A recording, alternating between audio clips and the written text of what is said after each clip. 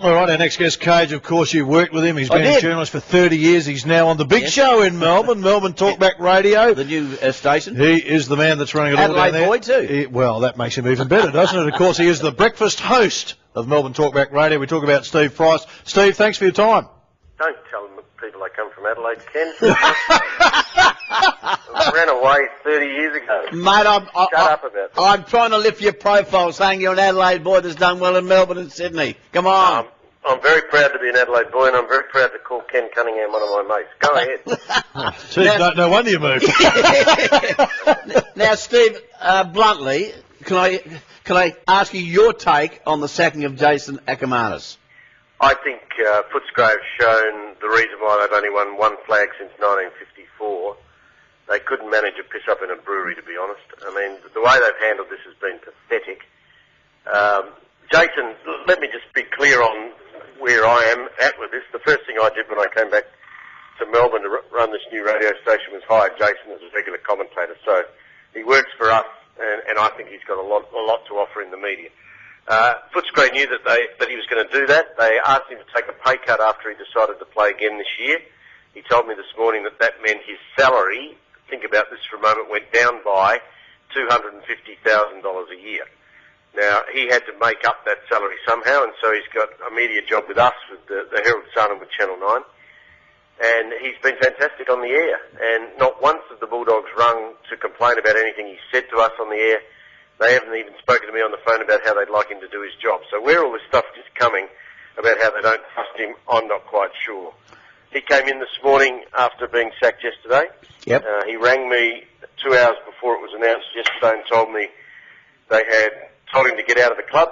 He went to his locker and cleared it out, sat there for 15 minutes crying, and walked out of the club on his own with a bag. Now, this guy's got a Brownlow medal around his neck's won 3 flags. Is that any way to treat a champion of our game? I don't think so. Yeah, but Steve, let's look at the other side of the ledger here. The club wouldn't have taken the action they have if they didn't have very good cause to do so. They just wouldn't have plucked us out of the air. Obviously, over a number of occasions, the club has said that he's broken certain club rules. Now, you can only give a person, so many opportunities. They wouldn't have done it for no reason. Morgan won't say what those rules are and what the breaches are. No, he hasn't, but I think they're probably... He's asked repeatedly what they are, and he won't say what they are. Well, I think that's probably, from the club's point of view, in fairness to Jason Akermanis. Well, you can't sack someone, Ken, without telling them the reason. Well, but you can tell the person... They haven't. Steve, don't tell me that the club hasn't told Jason Akermanis why he hasn't been sacked, why he's been sacked. They have not given him the reason why he's been sacked. I'm sorry, I don't believe that, Stephen. Well, it comes from him. He was in the meeting with David Smorgan, Fantasia and Ede yesterday. So this is a club that had the coach, Ken, at 12:15 yesterday. Yep. Stand there telling the media that he was in the mix to play this weekend. That's football clubs, Steve. 45 minutes later, Rodney Eade was in the same meeting that sacked him. So, Steve, how can you believe anything Rodney Eade No, I think on the back of that, though, Steve, they did put an offer to Jason to retire. So at that stage, if they had come out of the meeting and said, look, yeah, he's in the mix, but he's decided to retire, it looks neat from their point of view. Why would he want to retire? Well, that's what I'm saying, though. He wasn't going to stand there 45 minutes before when they'd obviously met and said they're going to put that to Jason. If Jason had have said he was going to retire, then you wouldn't be questioning what Rodney Eade had said. If they could give us a reason why they sacked him, maybe people would understand it. Steve, you would. I know you're over there, and you're probably not aware of the mood here today.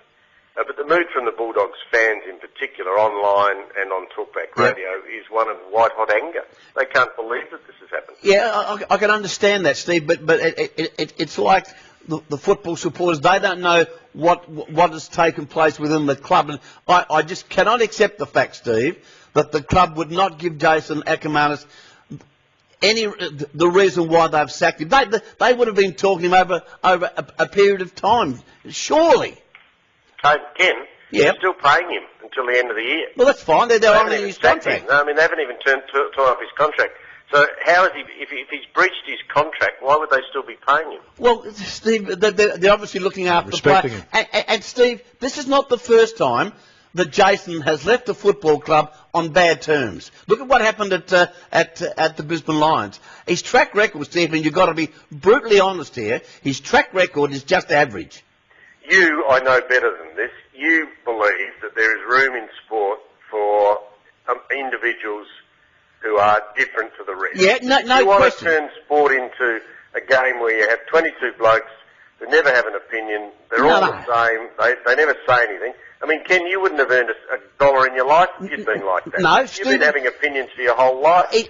The guy was trying to make a career for himself post-football, and he was trying to keep his income at a level where he could feed his family. Yeah, but in having an opinion and doing certain things, they have to be within the guidelines of your employer. There's no question he's overstepped the mark, Jason. No question about that. Of course you need personalities. Of course you need people to have an opinion. But those opinions and personality have to be within the team rules. He was, at one point, I don't know if you ever read the column that started all of this, which was that come out of the closet. Players in the AFL shouldn't come out of the closet because the game's not ready for it. Yep. And they'd be mad too because they'd be vilified, which I think was a well-reasoned and well-written article. Post that, the players in his team suggested, and apparently clubs these days have leadership groups where they have 3 or 4 they do. players, and everything gets run past them. Now, this bloke's played 325 games, I think. Yep. After that column was written, he was sat down in front of his leadership group on a stool in front of them, and they quizzed him about whether they could trust him or not. And one of the senior players, Will Minson, said to Jason, now remember Jason's background, he comes from a broken family, his wife, his mother was a single mum, raised him, and they had no dough, he got a scholarship in Brisbane. Will Minson said, maybe, Jason, you could show us your trust by doing something like going and spending 2 nights working in a homeless shelter. Now, for God's sake, how stupid's that? I don't agree with that. Can I ask you this question, Steve? How do you know that he was sat on a stool in front of the leadership group? He told us on air today. Oh, okay. He hadn't mentioned that before anywhere?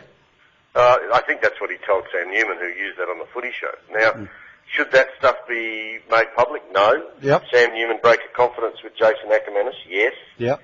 So, I mean, maybe that adds to the problem the club had with it. But, I mean, for God's sake, isn't this game about ultimately winning and winning a grand final? I mean, are you going to take a bloke that might just have that one little bit of magic in him left when you go into a final series when you need it?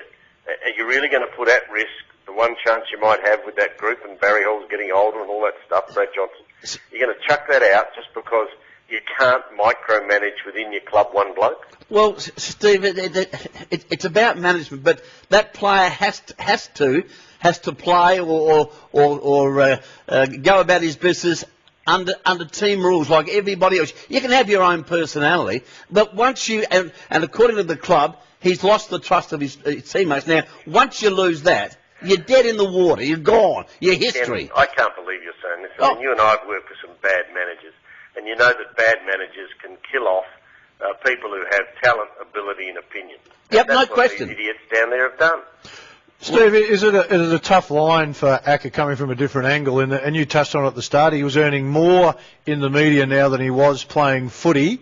So did he have to put a bit more into the media and perhaps cross the line a little bit, or not?